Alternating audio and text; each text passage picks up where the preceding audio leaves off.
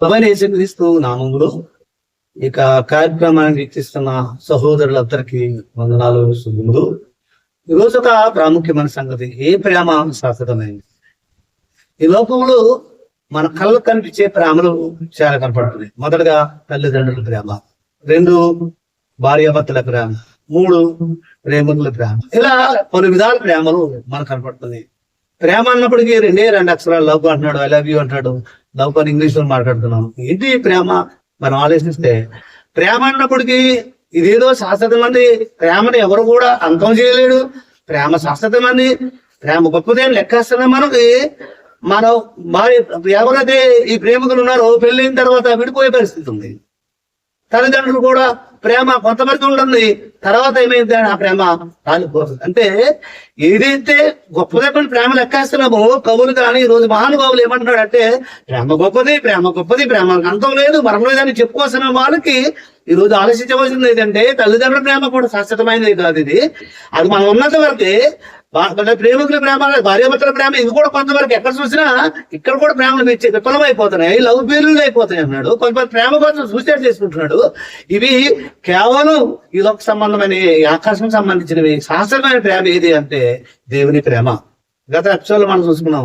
శాశ్వతమైన ఏది ప్రేమ గొప్పదంటే దేవుడి ప్రేమ గొప్పది. కాబట్టి బైబిల్లో అపోస్తుడైన పౌలు ఒక అద్భుతమైన సంగతి ప్రేమ గురించి ఒక అధ్యాయాన్ని రాశాడు. అది ఆలోచించవలసిన గొప్ప సంగతి ఏంటంటే అపోస్తుడైన పౌలు కొరింథీయులకు రాసిన మొదటి పత్రిక 13వ అధ్యాయము 8వ వచనం మనం ఆలోచిస్తే, మొదటి కొరింథీ పత్రిక 13వ అధ్యాయము 8వ వచనంలో ప్రేమ శాశ్వత కాలము ఉండును అన్నాడు. అంటే ప్రేమ అనేది శాశ్వతమైంది. అంటే ఏది శాశ్వతమైన ప్రేమ? మనం ఉన్నట్టుగా తల్లిదండ్రుల ప్రేమ, లేకపోతే భార్యాభర్తల ప్రేమ, లేకపోతే ప్రేమికుల ప్రేమ, లేకపోతే ఏదైనా ప్రేమ కానీ అది కాదు మన శాశ్వతమైంది.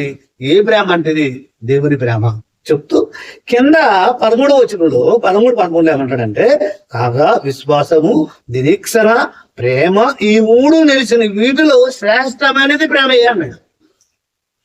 విశ్వాసము, నిరీక్షణ, ప్రేమ, ఈ 3లో శాశ్వతమైనది ఏదంటే ప్రేమ. అంటే ఏ ప్రేమ శాశ్వతమైనది? దేవుని ప్రేమ. దేవుని ప్రేమ ఏంటంటే ఆ యేసుక్రీస్తు యొక్క వాక్యము, దేవుని మాట. ఈరోజు ఆలోచించవలసిన సంగతి దేవుడు ఈరోజు అన్ని విషయంలో ఆలోచన చేస్తున్న మానవుడు.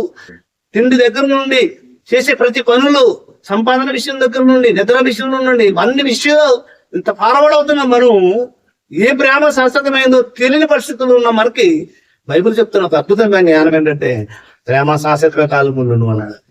చెప్తూ ప్రేమ యొక్క క్యారెక్టర్ చెప్తున్నాడండి. ఈ రోజు మనం అనుకున్నట్టుగా మన ప్రేమ గొప్పదనుకుని లెక్కేస్తే, ప్రేమికుల ప్రేమ గొప్పదనుకుంటే, తల్లి ఈ ప్రేమ గొప్పదనుకుంటే, ఇక ప్రేమ గురించి చెప్తూ 13వ అధ్యాయము 4వ వచనంలో, 13:4లో ప్రేమ దీర్ఘకాలము సహించును, ప్రేమ దయ చూపించును, ప్రేమ మచ్చరపడదు, ప్రేమ డంబంగా ప్రవర్తించదు, అది ఉప్పొంగదు, అమర్యాదగా నడుచుకొనదు, సప్రయోజనమును విచారించుకొనదు, త్వరగా కోప్పడదు, అపకారమును మనసులో ఉంచుకొనదు, దుర్నీతి విషయమై సంతోషపడక సత్యమందు సంతోషించును, అన్నిటిని తారుకును, అన్నిటిని నమ్మును, అన్నిటిని నిరీక్షించును, అన్నిటిని వచ్చును. ప్రేమ శాశ్వత కాలము ఉన్నది. ప్రేమ దీర్ఘకాలము సహించును. మనకు కష్టం వచ్చినప్పటికీ ప్రేమ సన్నగిలిపోతుంది. ఏమి దేవుడు ఏంటో నాకు అన్న సన్నపోతుంది. ఇక్కడ ఏమంటాడు? ప్రేమ మచ్చరపడదు, ప్రేమ దీర్ఘకాలం ఉండును, దీర్ఘకాలం సహించును, దయచూపుంచును, మచ్చరపడదు. ఈ క్యారెక్టర్ని ప్రేమలో ఉన్న ఆ ప్రేమ ఏదంటే దేవుని ప్రేమ. ఇది పెడసేమని పెట్టి ప్రేమికుల ప్రేమ గొప్పదని దానికి ఒక రోజు పెట్టాడు, ప్రేమికుల రోజు అని. తల్లిదండ్రుల ప్రేమ అంటాడు, లోక సంబంధం భార్యాభర్తల ప్రేమ అన్నాడు. ఇవి కొంతవరకే ఉపయోగపడుతున్నాయి. కానీ ఏది ప్రేమ శాశ్వతమైంది అంటే దేవుని ప్రేమ శాశ్వతమైంది. ఎంత శాశ్వతమైందంటే ఆయన మనం కాపాడుతున్నాడు. అంటే ఈ రోజు ఎవడో కూడా మనకి సాయం చేస్తే సాయం చేస్తున్నాడు, ఉపకారం చేస్తే ఉపకారం చేస్తున్నాడు. కానీ ఇక్కడ బైబిల్ చెప్పుకొస్తుంది ప్రేమ దీర్ఘకాలం సహిస్తుంది, మచ్చరపడదు, నమ్మంగా ప్రవర్తించదు, అపార్యాలుగా ఉండదు, అన్నింటినీ దాలుకుందు, శాశ్వతకాలం ఉంటుంది. ఈ ప్రేమ ఏదంటే దేవుని యొక్క వాక్యం. దేవుని యొక్క వాక్యం ఎంత గొప్పదంటే యేసుక్రీస్తు లోకానికి వచ్చి ప్రేమ ఎట్టు గొప్పదో అని చెప్పుకొచ్చాడు. ఆయన కనుక మనం మన కొరకు సిరువులో ప్రాణం పెట్టకపోయి ఉంటే ప్రేమ ఎట్టుదో మనకు తెలియదు అంటండి. అది రోజు మనం ఆలోచించవలసిన అంశంలో ఆలోచించవలసింది. ప్రేమ అంటే ఎట్టుదంటే మనం అనుకున్నట్టుగా డైలాగులు కాదు, ఇక్కడ డైలాగులే చెప్పుకొస్తున్నాము.